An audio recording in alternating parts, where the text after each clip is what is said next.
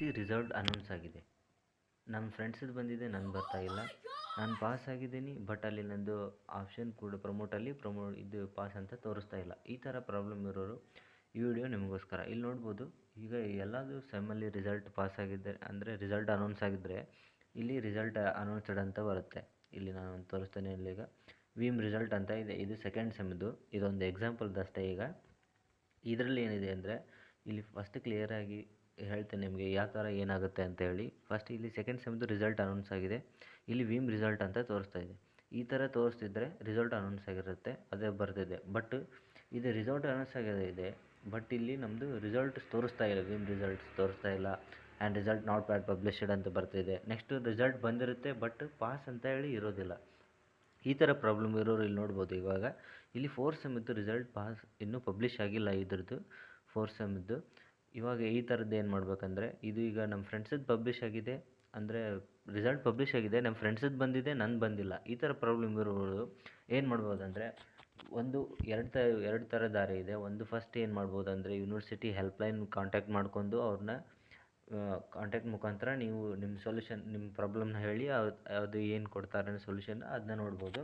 Result ಬರುತ್ತೆ. ನೀವೇನಾದರೂ ನಿಮ್ಮ ಫ್ರೆಂಡ್ಸ್ದು ರಿಸಲ್ಟ್ ಬಂದಿದೆ ಅಂದರೆ ಪಕ್ಕಾ ರಿಸಲ್ಟ್ ಬರುತ್ತೆ, ಅದೇನಾಗೋದಿಲ್ಲ, ಎಲ್ಲೋ ಮಿಸ್ ಆಗೋದಿಲ್ಲ.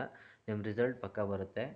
ನೆಕ್ಸ್ಟ್ ವಾಪಸ್ ಇಲ್ಲಿ ಏನು ಮಾಡ್ಬೋದಂದರೆ, ಇವಾಗ ಇಲ್ಲಿ ನೋಡ್ಬೋದು. ನೆಕ್ಸ್ಟ್ ಸೆಕೆಂಡ್ ಆಪ್ಷನ್ ಏನಂದರೆ, ಬೆಟರ್ ಆಪ್ಷನ್ ಅಂದರೆ ಈ ಸೆಕೆಂಡ್ ಆಪ್ಷನ್ನೇ. ಯಾಕಂದರೆ ನೀವು ಡೈರೆಕ್ಟಾಗಿ ಯೂನಿವರ್ಸಿಟಿಗೆ ಹೋಗಿ ಅಲ್ಲೇ ಹೋಗಿ ಮೀಟ್ ಮಾಡಿದರೆ ನಿಮ್ಮ ಪ್ರಾಬ್ಲಮ್ ಡೈರೆಕ್ಟಾಗಿ ಸಾಲ್ವ್ ಆಗುತ್ತೆ.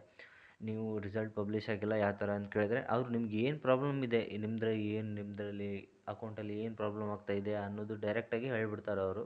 ನೆಕ್ಸ್ಟ್ ರಿಸಲ್ಟ್ ನಿಮ್ಮದು ಫ್ರೆಂಡ್ಸ್ದು ಬಂದಿದ್ದರೆ ನಿಮ್ಮದು ಬರುತ್ತೆ, ಪಕ್ಕಾ ಬರುತ್ತೆ. ಒಂದು ವೇಳೆ ನೀವು ಫೇಲ್ ಆಗಿದ್ದರೆ ಅಲ್ಲಿ ಫೇಲ್ ಅಂತಲೇ ತೋರಿಸುತ್ತೆ, ಪಾಸ್ ಆಗಿದ್ದರೆ ಪಾಸ್ ಅಂತಲೇ ತೋರಿಸುತ್ತೆ. ಏನಾದರೂ ಮಿಸ್ ಅಂದರೆ ವೆಬ್ಸೈಟ್ ಆದಮೇಲೆ ಎಲ್ಲ ಪ್ರಾಬ್ಲಮ್ ಆಗ್ತಾ ಇರುತ್ತೆ. ಇದು ಅದರಲ್ಲಿ ಯೂನಿವರ್ಸಿಟಿ ವೆಬ್ಸೈಟ್ ಅಂದಮೇಲೆ ತುಂಬ ಪ್ರಾಬ್ಲಮ್ ಆಗ್ತಾ ಇರುತ್ತೆ. ಅದರಲ್ಲಿ ಏನಾದ್ರು ಮಿಸ್ ಆಗಿದ್ದರೆ ನೀವು ಆದ ತಕ್ಷಣ ಯೂನಿವರ್ಸಿಟಿ ಹೆಲ್ಪ್ಲೈನ್ ನಂಬರ್ಗೆ ಕಾಲ್ ಮಾಡಿ ಕೇಳಬೇಕು. ಅಂದರೆ ಹೆಲ್ಪ್ಲೈನ್ ನಂಬರೇ ಅದಕ್ಕೋಸ್ಕರ. ಬಟ್ ಇದು ಹೆಲ್ಪ್ಲೈನ್ ನಂಬರ್ ವರ್ಕ್ ಆಗ್ತಾ ಇಲ್ಲ ಅಂತ ಹೇಳ್ತಿದ್ದಾರೆ ಮೋಸ್ಟ್ಲಿ ಜನ. ಹಾಗೆ ವರ್ಕ್ ಆಗದೇ ಇದ್ದರೆ ನೀವೇ ಹೋಗಿ ಯೂನಿವರ್ಸಿಟಿ ಯೂನಿವರ್ಸಿಟಿ ಅಲ್ಲಿ ಮೀಟಾಗಿ ನಿಮ್ಮದು ಪ್ರಾಬ್ಲಮ್ ಹೇಳಿದರೆ ತುಂಬ ಒಳ್ಳೆಯದು. ಈ ಥರವಾಗಿ ಮಾಡ್ಬೋದು. ನಾನು 2 ಸೊಲ್ಯೂಷನ್ ಕೊಟ್ಟಿದ್ದೀನಿ. ಒಂದು ಯೂನಿವರ್ಸಿಟಿ ಹೆಲ್ಪ್ಲೈನ್ ನಂಬರ್ ಕಾಲ್ ಮಾಡೋದು, ಇನ್ನೊಂದು ಯೂನಿವರ್ಸಿಟಿಗೆ ಡೈರೆಕ್ಟಾಗಿ ನೀವೇ ಹೋಗೋದು.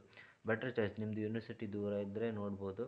ಬಟ್ ನೀವು ಸೆಕೆಂಡ್ ಆಪ್ಷನ್ಗೆ ಹೋದರೆ ನಿಮ್ಗೆ ಡೈರೆಕ್ಟ್ ನಿಮ್ಮ ಪ್ರಾಬ್ಲಮ್ ಜಲ್ದಿ ಬೇಗನೆ ಸಾಲ್ವ್ ಆಗುತ್ತೆ. ಈ ಥರ ಆಗಿ ನೀವು ಮಾಡ್ಬೋದು. ಯಾರದೇ ರಿಸಲ್ಟ್ ಪ್ರಾಬ್ಲಮ್ ಇದ್ದರೆ ಈ ಥರವಾಗಿ ನೀವು ಮಾಡ್ಬೋದು.